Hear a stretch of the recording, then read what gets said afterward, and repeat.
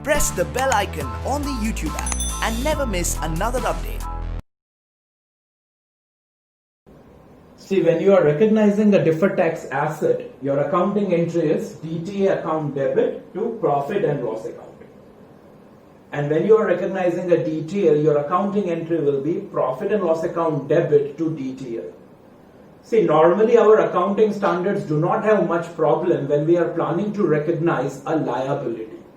But the moment you say that I am planning to recognize an asset, and that too by crediting the profit and loss account, obviously there shall be certain checks and balances in the accounting standard. We just can't simply allow the business entities to credit P&L and create an asset in form of deferred tax asset. So there are certain checks and balances which have been placed in the accounting standard. We just want to know that what are the conditions that need to be fulfilled so that DTA can be recognized. Now, there are two special items that you will have to first keep in mind. One is unabsorbed depreciation and the other item is taxation loss. See, if you are having any unabsorbed depreciation in the current period or you are having taxation loss in the current period, then both of these items as per the income tax provisions in India can be carried forward. Next year you are having taxable income, then against that taxable income I will set off the unabsorbed depreciation or the taxation loss. And as I will set it off, my taxable income for the next year will reduce. Remember, the moment the taxable income reduces, you are going to save tax. And that is the reason both of these items are items eligible for recognizing DTA. After all, what is the concept of DTA? Concept of DTA is that you will be able to save tax in future. For example, let us say in the current year you have a taxation loss of 5 lakhs. So this taxation loss of 5 lakhs will be carried forward the next year. Let us say the next year I am having a taxable income of 7 lakhs. So against the 7 lakhs taxable income, I will adjust the taxation loss carried forward of 5 lakhs. And my taxable income the next year will reduce reduce 2 rupees 2 lakhs. And because it will get reduced to 2 lakhs, I have to now pay tax only on that 2 lakhs. So the carry forward of taxation loss has resulted into lower taxable income next year. And because my taxable income is lower, I will pay less tax. Basically, I will save tax. And because I am saving tax, I should recognize a deferred tax asset. But as I said, you will be able to save tax in the future only if you have taxable income in future. For example, in the current year, you are having a taxation loss of 5 lakhs. I carry forward this taxation loss of 5 lakhs. Next year, I have taxable income of 7 lakhs. So 7 lakhs is adjusted with 5 lakhs and my taxable income reduces to 2 lakhs. And that is the reason I am arguing that I will save tax. But think for a moment. Current year, you have a taxation loss of 5 lakhs. I carry forward this 5 lakhs next year. Next year also there is a taxation loss of 2 lakhs. If there is taxation loss of 2 lakhs in the next year and in the previous year there was a taxation loss of 5 lakhs, even if I carry forward this taxation loss of 5 lakhs in the next year, I will not be able to save any tax. Because in next year also there is taxation loss. And if next year also there is a taxation loss, where is the question of saving tax? This is the reason Accounting Standard 22 suggests that you should recognize a deferred tax asset on unabsorbed depreciation and taxation loss only if you are virtually certain that there shall be sufficient taxable income in future. The words used in the Accounting Standard 22 is, you should be virtually certain. You know what you mean by virtually certain? You should be 100% sure. If you aren't 100% sure, you cannot recognize DTA on unabsorbed depreciation or taxation loss. So let us say in the current year I have a taxation loss of 5 lakhs. I know I can carry forward this taxation loss of 5 lakhs in the next year.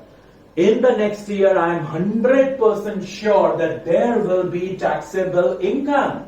And if there will be taxable income in the next year, then I will set off this taxation loss and I will save tax. But what if I am not certain? If you are not certain that you will enjoy the benefit the next year, then you cannot recognize DTA. This does not mean I will not recognize DTA forever. See, in the current year, I am not 100% confident that there shall be taxable income in the next year. So on the taxation loss, I will not recognize the DTA. But let us say 2 years down the line, now I am 100% sure that there will be taxable income next year. The moment you are 100% sure, please go ahead now and recognize the deferred tax asset. So please remember these two items, unabsorbed depreciation and taxation loss. On this we recognize DTA only if you are virtually certain.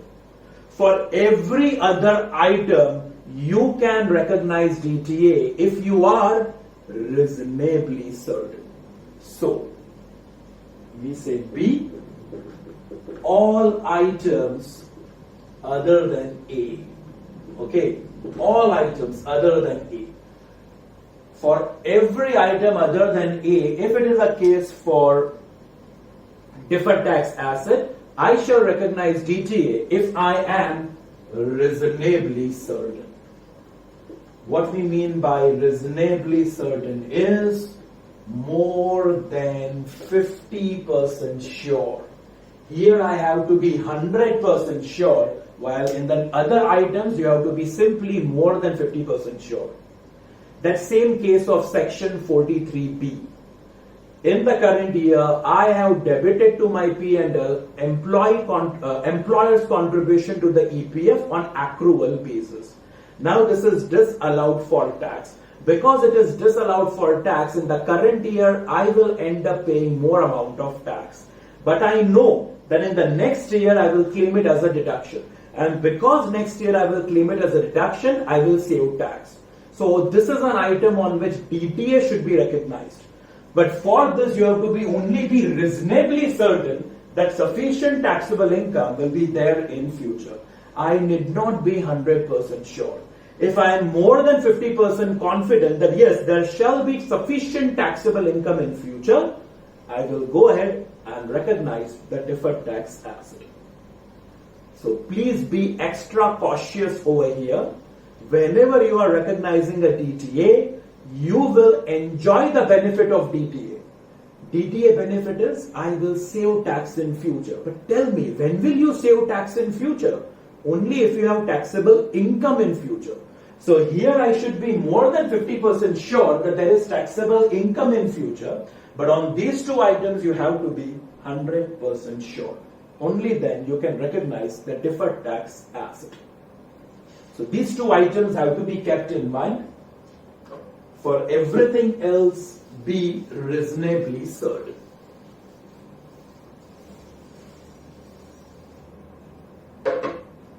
One more thing. What about DTA on loss under the head capital gains? All that we have been discussing right now is for the head of PGBP, right? Profit from business and profession. But what if there is also a loss under the head of capital gains? Then how should I recognize the DTA?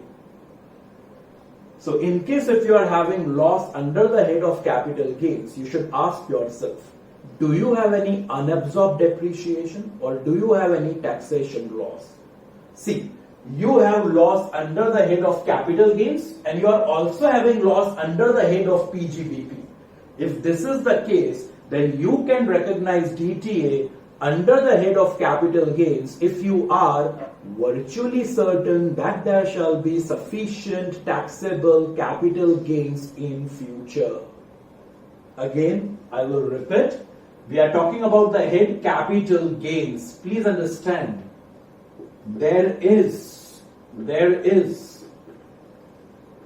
unabsorbed depreciation and oblique or taxation loss.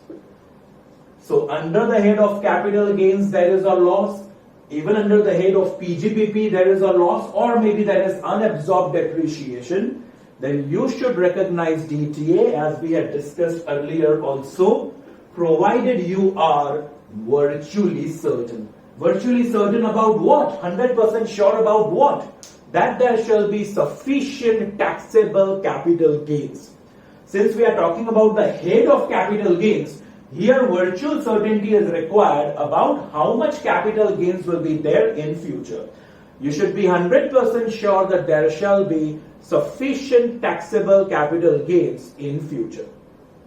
What if there is no unabsorbed depreciation? I am writing in short, no unabsorbed depreciation, there is no taxation loss. Then you should be reasonably certain. So you are more than 50% sure that there shall be sufficient taxable capital gains in future. If you are more than 50% sure, please go ahead and recognize a deferred tax asset. So very quickly, before we wrap up this episode, we just summarize what we have discussed. First, recognize DTA on unabsorbed depreciation and taxation loss only if you are virtually certain that there shall be sufficient taxable income in future. For every other item, you should be reasonably certain. And a special case, if you are having loss under the head of capital gains and simultaneously you also have unabsorbed depreciation and taxation loss, then you should be virtually certain that there shall be sufficient taxable capital gains. But yes, you have loss under the head of capital gains, but there is no unabsorbed depreciation or taxation loss, then you should be reasonably certain that there shall be sufficient taxable capital gains in future.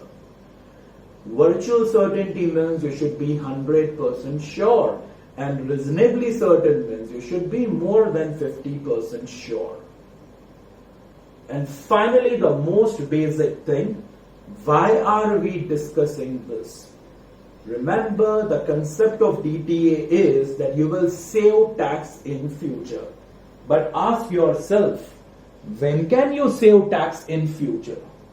Only if you have taxable income in future. That is the reason we are putting this condition. Are you 100% sure that there will be taxable income in future? For certain items, yes, virtual certainty.